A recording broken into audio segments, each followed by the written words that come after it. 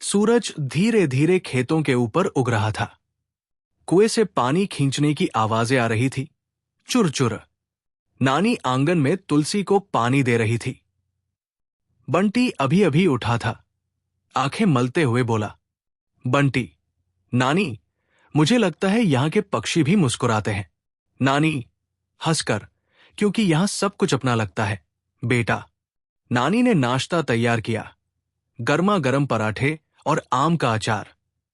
बंटी ने पहला कौर लिया और बोला, नानी, तुम्हारा पराठा तो बादल से भी नरम है।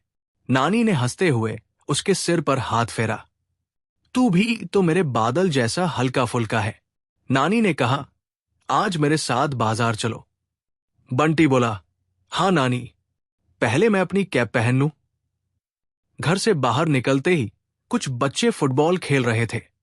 एक ने कहा, अरे, शहर से कोई आया है। दूसरा बोला, लगता है ये चॉकलेट वाला शहरिया लड़का है। बंटी मुस्कुराया, मेरा नाम बंटी है, मैं हूं एडवेंचर स्पेशलिस्ट। सभी बच्चे जोर जोर से हंसने लगे। थोड़ी ही देर में सब साथ खेलने लगे। मिट्टी उड़ रही थी। हंसी की आवाजें पूरे गांव में गूंज रही थी। गिरना, दौड़ना और फिर उठकर फिर खेलना, मानो पूरा गांव बंटी की मस्ती में झूम उठा हो।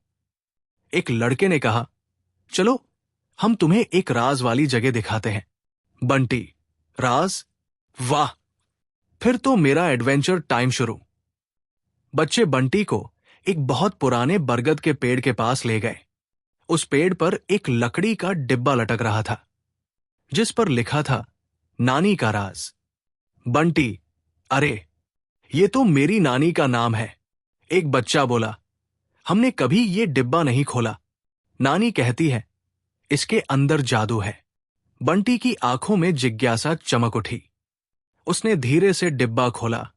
अंदर एक पुरानी डायरी थी, जिस पर लिखा था, सावित्री देवी की जादुई यादों की किताब। बंटी चुपके से डायरी लेकर नानी के कमरे में गया। उसने पहला पन्ना खोला। मेरा सपना है एक ऐसी लाइब्रेरी बनाना जहां हर बच्चा अपनी कहानी लिख सके।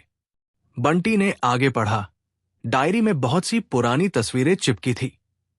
एक तस्वीर में छोटी सी सावित्री यानी नानी स्कूल के मंच पर कहानी सुना रही थी। दूसरी तस्वीर में नानी बच्चों को उसी बरगद के नीचे कहानी सुना रही थी। बंटी की आंखें चमक उठीं। वाह, मेरी नानी तो सुपर हीरो है। शाम को अचानक बादल छा गए। हवा तेज चलने लगी। बंटी ने देखा, डायरी के आखिरी पन्ने पर लिखा था, जब भी हवा तेज चले, मेरी कहानी वाले पेड़ के नीचे एक रोशनी चमकेगी। बंटी दौड़ता हुआ बरगद के पास पहुंचा। वाकई, पेड़ के नीचे एक हल्की सी रोशनी चमक रही थी। उसने मिट्टी हटाई। वहां एक पुराना संदूक आधा जमीन में धंसा हुआ था। बंटी ने खोला। अंदर से एक लकड़ी की छोटी मूर्ति निकली। उसके नीचे लिखा था, मेरे बचपन का दोस्त चिंटू। बंटी चौंक गया। अरे, यही तो वो बंदर है जो नानी की कहानियों में आता है। रात को बंटी ने सब कुछ नानी को बताया। नानी मुस्कुराई और बोली, हाँ बेटा, ये मेरा बचपन का दोस्त था। मैं उसके साथ कहानियां बनाती थी।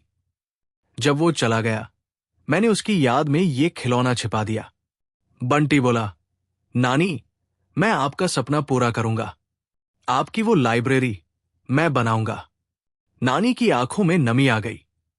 तू मेरा सबसे बड़ा तोहफा है, बंटी। अगले दिन सुबह बंटी और गांव के बच्चों ने मिलकर बरगद के नीचे एक कहानी दीवार, स्टोरी वॉल, बनाई।